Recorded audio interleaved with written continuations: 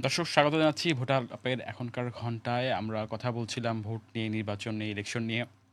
Vote হয়ে গেছে, ফল বেরিয়ে গেছে। আমরা জেনে গেছি যে পরবর্তী সরকার কে গঠন করতে যাচ্ছে। তবে সরকারের সামনে বেশ কিছু চ্যালেঞ্জের সঙ্গে অর্থনৈতিক চ্যালেঞ্জ একটা বড় প্রশ্ন। তাই নিয়ে আমরা কথা বলব। আমাদের সঙ্গে আজকে এই মুহূর্তে স্টুডিওতে উপস্থিত আছেন ফজলুল হক। আপনাকে স্বাগতম। ধন্যবাদ।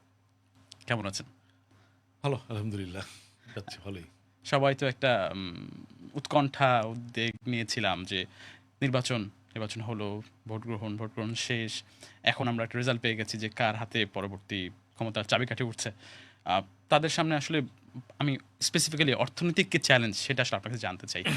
ধন্যবাদ। আসলে আ অর্থনীতি একটা বড় চ্যালেঞ্জ। বড় চ্যালেঞ্জের সামনেই আমি মনে করি বিএনপি সরকারকে পড়তে হবে। বিএনপি সরকারকে পড়তে হবে এই কারণে আ যে প্রত্যাশার পারদটা বিএনপি সরকারের সামনে অনেক, অনেক বড়।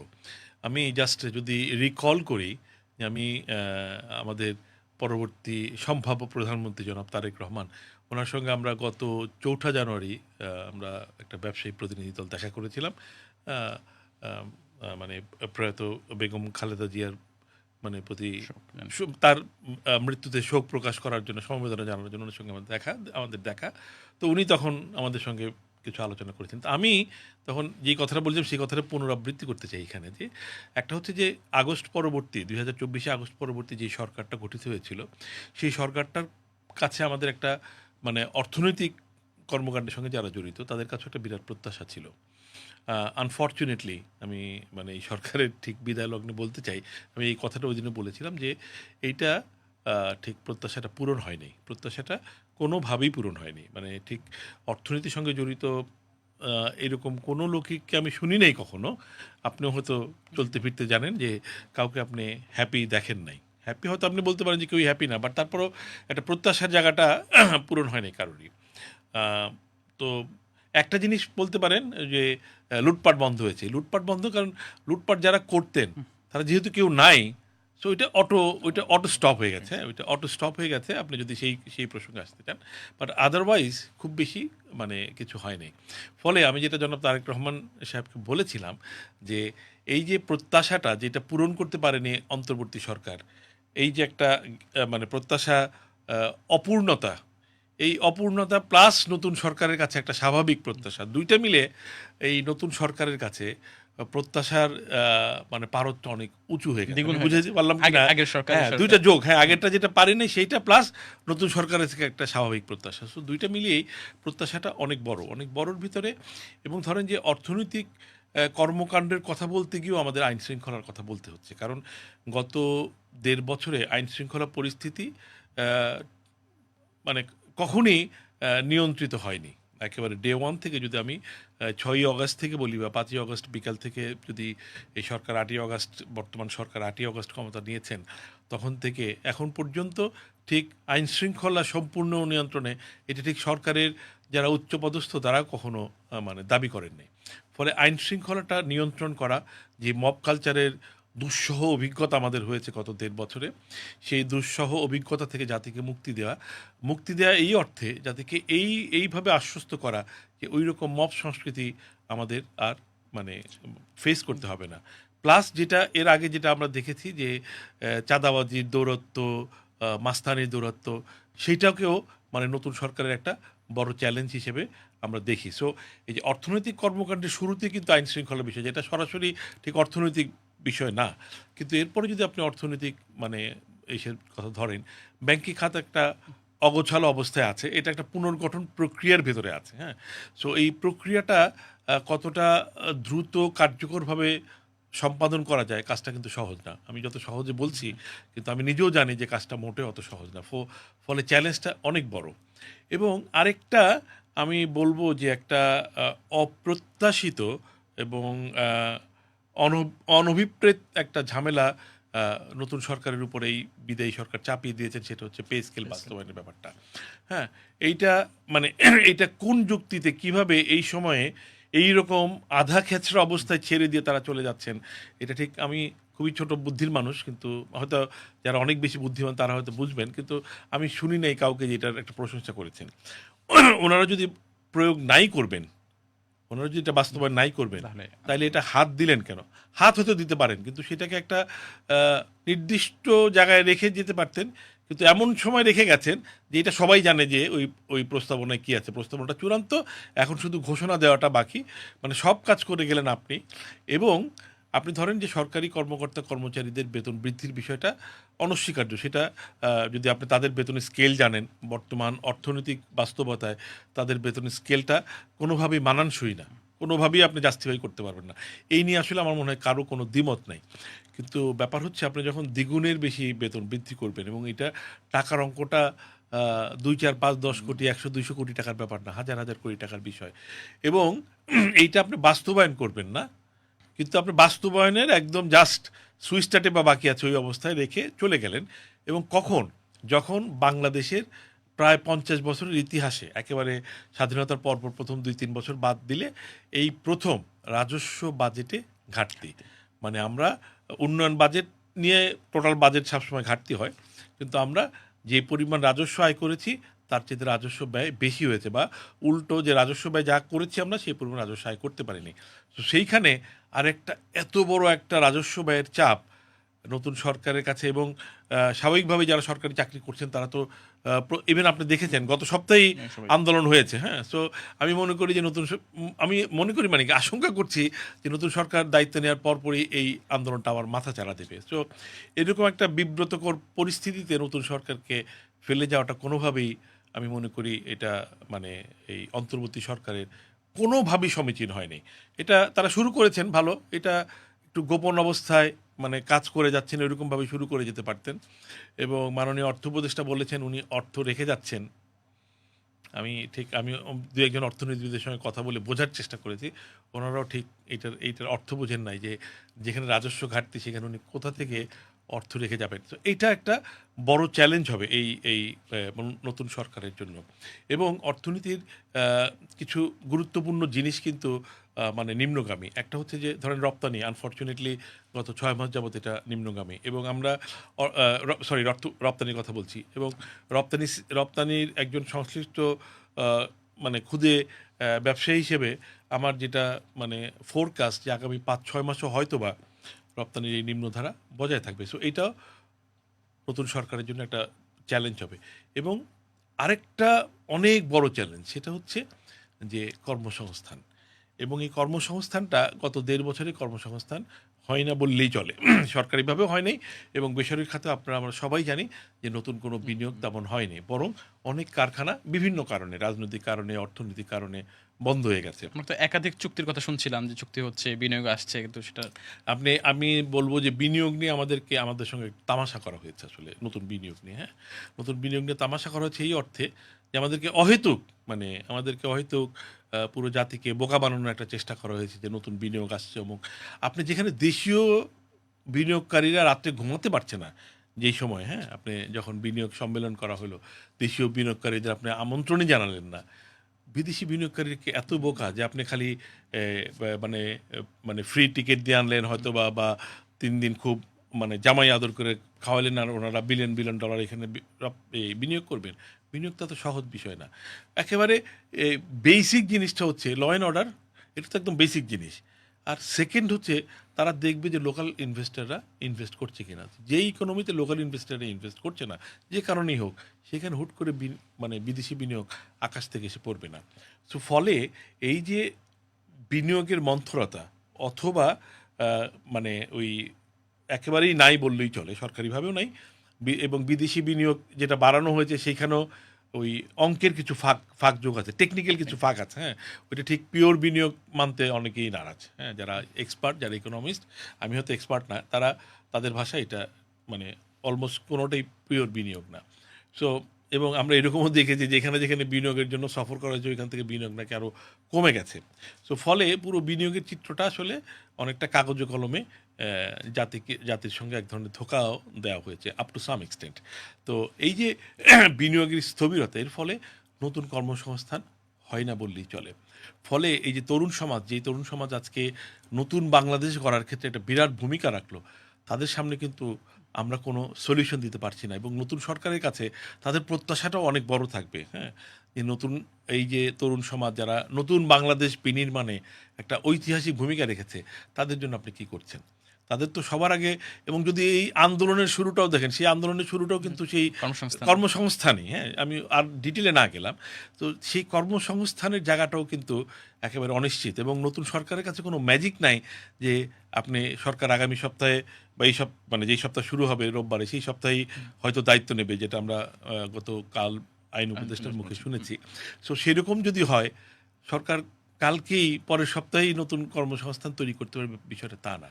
কিন্তু এই যে প্রত্যাশার পারতটা যে অনেক বেশি, সো এই জায়গায় এই যে প্রত্যাশা এবং বাস্তবতার যে ফারাকটা আছে, এই ফারাকটা নতুন সরকার কত মানে মুনশিয়ানার সঙ্গে হ্যান্ডেল করেন, সেটা একটা দেখবার বিষয়। এবং নিঃসন্দেহে এটা একটা অনেক বড় চ্যালেঞ্জ, অনেক অনেক বড় চ্যালেঞ্জ। এটা নতুন সরকার ঠিক ইচ্ছা করলেই সরকারিভাবেও অনেক বড় বিনিয়োগ উনি ওভারনাইট করতে পারবেন না, এবং প্রাইভেট ইনভেস্টমেন্ট যেটা, সেইটা করার জন্য একটা 6 মাস 1 বছর একটা সময় লাগবে। হ্যাঁ, বিনিয়োগকারীদের আস্থা তৈরি করতে। কিন্তু এটা আমি বুঝি যে এই নতুন সরকার, মানে রাজনৈতিক সরকার, বিশেষ করে রাজনৈতিক সরকার আসাতে প্রাইভেট সেক্টরের লোকজন মেন্টালি বিকামিং রেডি, যে তারা হয়তো নতুন ইনভেস্টমেন্টের কথা চিন্তা করবে, কিন্তু এটা একটু সময় লাগবে। তো এইটা একটা নতুন সরকারের জন্য আমার মনে হয় যে একটা মানে অনেক বড় চ্যালেঞ্জ।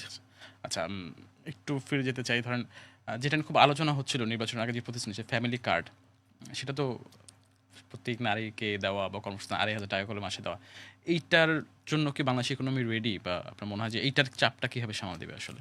এইটা এটা এখন ধরেন এইটা মানে আহ, মানে যেই এটা একটা পলিটিক্যাল ঘোষণা, এক ধরনের এটার সঙ্গে পলিটিক্স কিছুটা জড়িত থাকে, মানে আমরা বিগত সরকারের আমলও দেখেছি। বাট আপনি যদি আবার সোশ্যাল সেফটি নেটের কথা ধরেন, সোশ্যাল সেফটি নেটের পার্সপেক্টিভে এটা কিন্তু আবার জরুরি।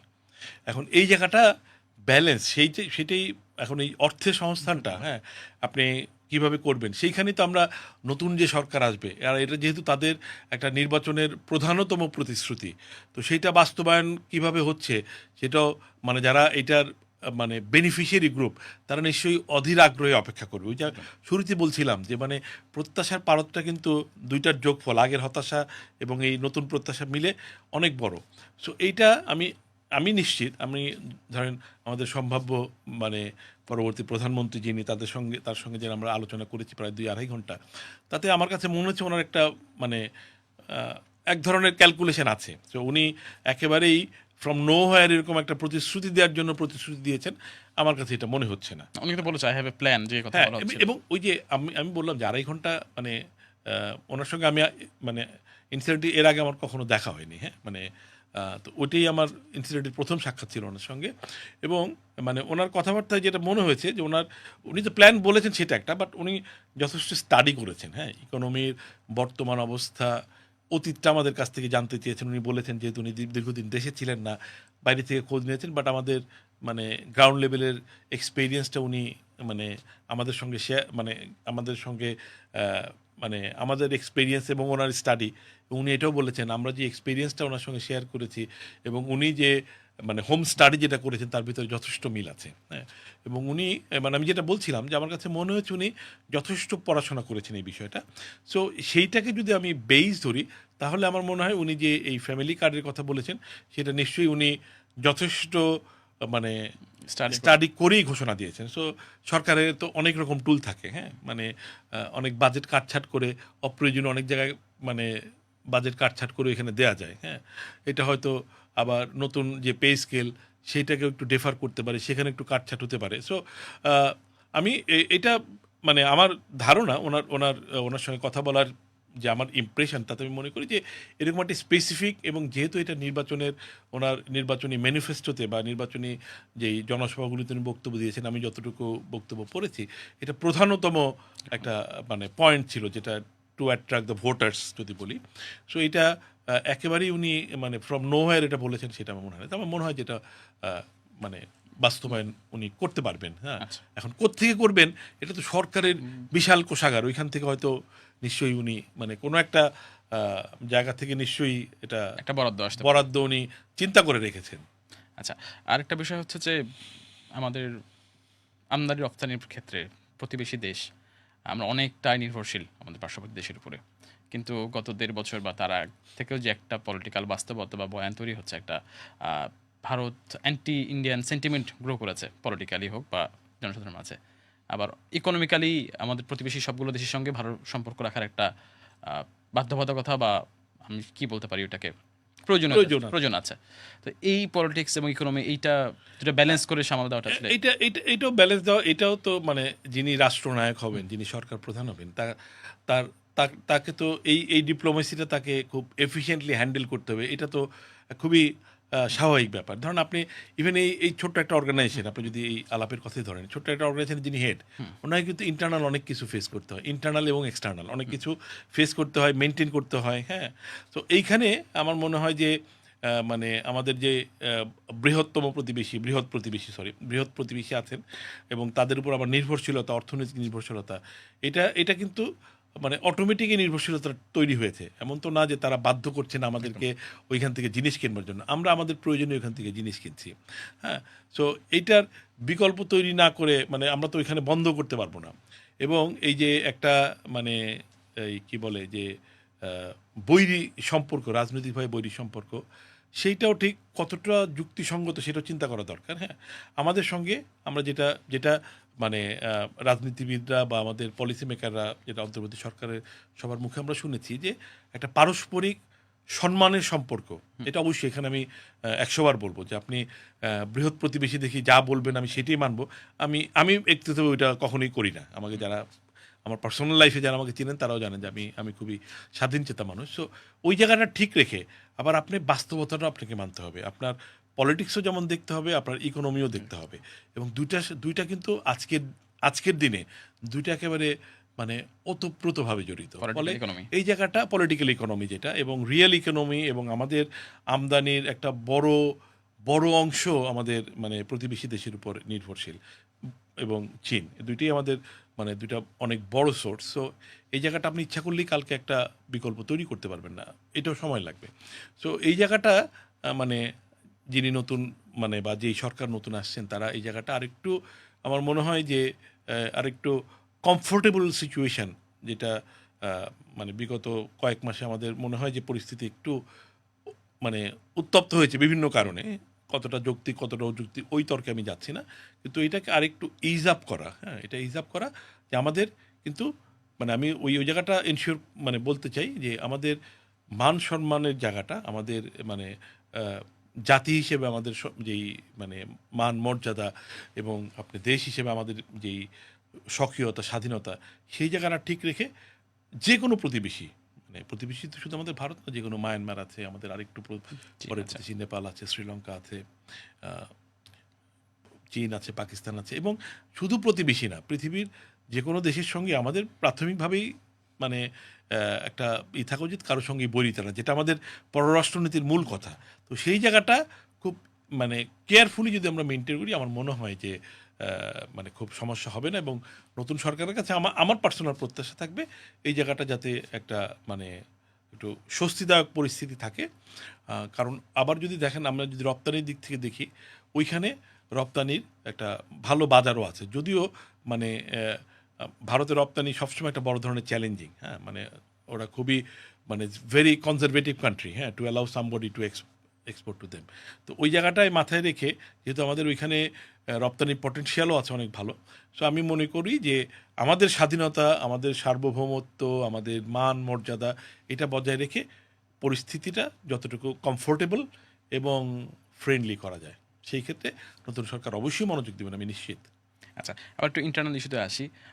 বড় একটা ক্রাইসিস অনেকদিন ধরে, সেটা হচ্ছে রোহিঙ্গা ক্রাইসিস। মানে পূর্ববর্তী সরকার, তার সরকার এটার সমাধানে আসতে পারেনি। ইন্টারন্যাশনাল সহায়তা আমরা পেয়েছি। কিন্তু এইটাতে একটা বড় ইকোনমিক ইমপ্যাক্ট আমাদের এখানে আছে, সোশিও ইকোনমিক ইমপ্যাক্ট। এইটা সামাল দেওয়াটা কতটুকু চ্যালেঞ্জ হতে পারে?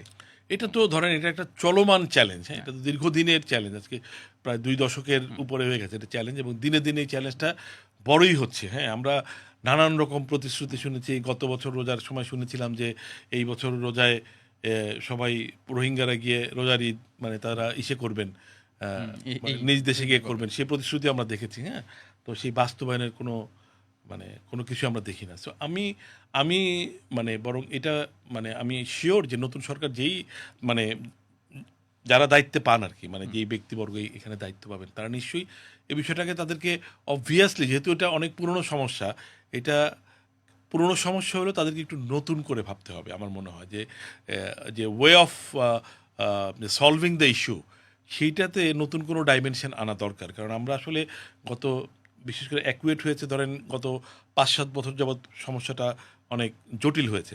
তো এই 5-7 বছরের যেই ফর্মুলায় আমরা এগোচ্ছি তাতে আসলে খুব ভালো রেজাল্ট আমরা দেখছি না। ফলে আমার মানে প্রত্যাশা থাকবে যে একটু ভিন্ন পন্থায় এই সমস্যার কোনো কার্যকর সমাধান আনা যায় কিনা, আনাটা দরকার। কারণ বাংলাদেশের মতো ইকোনমি, বিশেষ করে এরকম একটা, আমরা ইন্টারনালি নিজেরাই, আমরা যদি রোহিঙ্গাদের একটু আলাদা ভাবি, যে আমরা যারা বাংলাদেশি, আমরা যারা এই দেশের নাগরিক, তারা নিজেরাই আমরা মানে অর্থনৈতিক নানা সমস্যা হাবুডুবু খাচ্ছি। সো আমাদের পক্ষে এই মানে বিরাট মানে কি বলে মানে শরণার্থীদের চাপ বহন করা সক্ষমতা, এবং আপনি জানেন, এটাও জানেন যে বিদেশি সাহায্য কিন্তু আগের তুলনায় অনেক কমে গেছে। এবং বাট আমরা আয়তনের দিক থেকেও আমরা ছোট্ট একটা দেশ। তো এতগুলো লোককে মানে বাসস্থান দেওয়ার, আপনি যদি অর্থনৈতিকভাবে অন্য জায়গা থেকে আসে, বাসস্থান দেওয়াটাও কিন্তু একটা বড় চ্যালেঞ্জের বিষয়। কারণ এখানে আপনি জানেন যে সমস্ত জায়গায় রোহিঙ্গারা থাকেন, ওই সমস্ত জায়গার পরিবেশ, প্রতিবেশ, আইন শৃঙ্খলা, নানান রকম জটিলতা, কিন্তু অর্থনৈতিক বিষয় ছাড়া ওইগুলো কিন্তু আমরা তো অনেক ঘনবসতিপূর্ণ দেশ, এখানে আবার একটা এক্স্যাক্টলি সেটা আচ্ছা, বলছিলাম। আপনি তো পরিবেশ নিয়ে কাজ করেছেন আপনার ইয়ে নিয়ে। আমরা গত সরকারের যখন পরিবেশের একদিন দায়িত্ব পেলেন সৈয়দ রেজওয়ান হাসান, উনি তো পরিবেশ নিয়ে অনেকদিন কাজ করলাম, খুব আশাবাদী ছিলাম যে বিশ্বে যে বৈশ্বিক উষ্ণতা বা যে পরিবেশ পরিবর্তনের কথা আমরা বলছিলাম, বাংলাদেশ একটা চ্যালেঞ্জের মুখে আছে, সেটা থেকে অনেকটাই আমরা উত্তরায় যাব। এই নতুন সরকার কি সিদ্ধান্ত নিতে পারবে বলে আপনার মনে হয়? আমি ধরেন যে গত সরকার পরিবেশের ব্যাপারে, মানে যিনি পরিবেশ মন্ত্রণালয়ের দায়িত্বে ছিলেন, ওনার একটা মানে ব্যাকগ্রাউন্ড ছিল এখানে। সো আমার প্রত্যাশাটা যদি বলেন, ওনার কাছে আমার ইচ্ছেতে বেশি ছিল, হ্যাঁ। কিন্তু আমাদের কাছে মনে হলো যে গত 1.5 বছরে যে সেন্ট মার্টিন দ্বীপই আমাদের পরিবেশের একমাত্র সমস্যা, মানে মানে আমাদের মাথা ব্যথা একমাত্র সেন্ট মার্টিন দ্বীপের পরিবেশ রক্ষা করতে পারলেই। কিন্তু সেন্ট মার্টিন দ্বীপের পরিবেশ রক্ষা করতে গিয়ে ওইখানকার মানুষদের কথা খুব ভালোভাবে মানে চিন্তা করা হয়েছে, ব্যাপারটা আমি খুব কনভিন্সড আর কি বিষয়টা। তা আমি ওই বিতর্কেও যদি না যাই, সামগ্রিক পরিবেশ রক্ষার ক্ষেত্রে খুব উল্লেখযোগ্য মানে কাজ হয়েছে, এটা আমি মনে করি না আর কি, হ্যাঁ। আমি ওই এইটা নিয়ে পলিটিক্যাল বিতর্কে আর না যাই, কিন্তু আমি নতুন সরকারের কাছে প্রত্যাশা অবশ্যই রাখতে চাই যে একজন পরিবেশ সচেতন মানুষ হিসেবে, আপনারা জানেন আমার কারখানা পৃথিবীর ওয়ান অফ দ্য মানে most environment friendly factory. So মানে ওই হিসেবে আমি যত ডিটেলটা বুঝি, হ্যাঁ, তাতে আমার মনে হয় যে অনেক কাজ করার স্কোপ আছে, হ্যাঁ।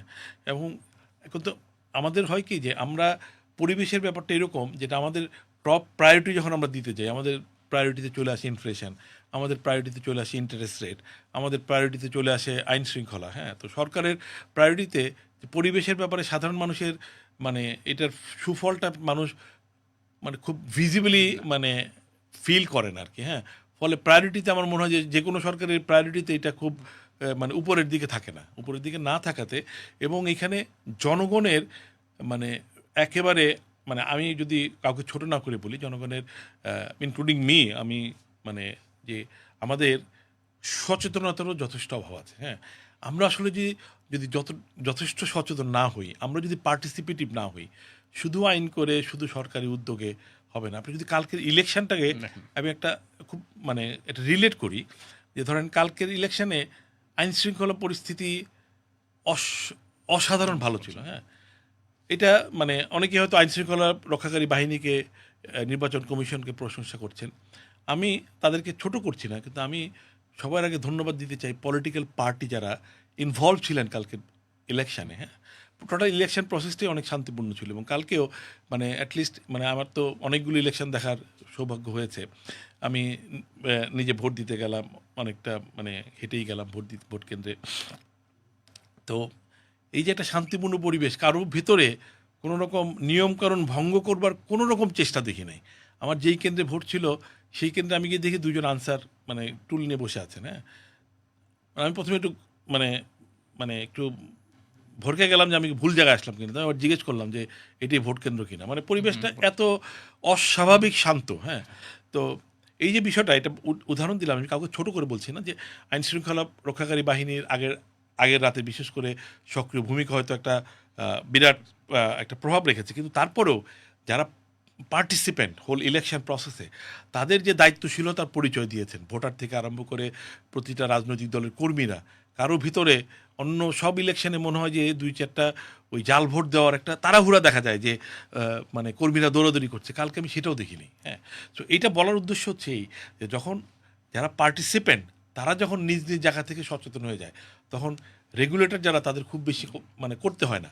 তো আমাদের দেশে পরিবেশ নিয়ে এই জনগণকে মানে রিয়েলিস্টিক ওয়েতে কতটা পার্টিসিপেটিভ এবং সচেতন করা যায় সেইটা মনে হয় সবার আগে মানে ভাবা দরকার, এবং কাজটা সহজ হবে না। মানে আমাদের মতো সমাজে সবাইকে পরিবেশ সচেতন করা, এবং আমরা যদি এই সমাজকে আগে পরিবেশ সচেতন না করি, শুধুমাত্র আইন করে মানে ওইখানে হর্ন বাজানো যাবে না, এইখানে প্লাস্টিকের ব্যাগ ফেলানো যাবে না, এটা খালি আইন করে হবে না। সচেতনতাটা রিয়েলিস্টিক ওইতে সচেতনতাটা যদি বৃদ্ধি করা না যায়, এবং সেটাও সরকারের কাছে একটা সামনে বড় চ্যালেঞ্জ হবে। কারণ এটা ওই যে আবার ব্যাপার হলো যে এটা হয়তো প্র্যাকটিক্যালি প্রায়োরিটিতে অনেক নিচে চলে আসে, কারণ এটার ইম্প্যাক্টটা আমরা ঠিক ডে টু ডে লাইফে ফিল করি না। হ্যাঁ, সো ফলে এটার গুরুত্ব হয়তো আমাদের কাছে কম। বুঝতে পেরেছি। মানে একটা পরিবর্তন দরকার, যে পরিবর্তন মানুষ চেয়েছিল সেই পরিবর্তন আসলে হয়তো নতুন কিছু আসবে, আমরা চ্যালেঞ্জগুলো মোকাবিলা করে ফেলতে পারবো, সেটাই আশা করি। কারণ বাংলাদেশের সামনে এগিয়ে যাওয়ার সময়। আপনাকে অনেক ধন্যবাদ আমাদের সময় দেওয়ার জন্য। আপনাকেও ধন্যবাদ। ধন্যবাদ দর্শক। ভোট আলাপ এই মুহূর্তে এই পর্যন্ত আমাদের আলাপ চলবে, আলাপ চালিয়ে যাব। আমাদের সোশ্যাল মিডিয়া হ্যান্ডেলগুলো ফলো করবেন, কারণ আমরা চাই কথা চলুক।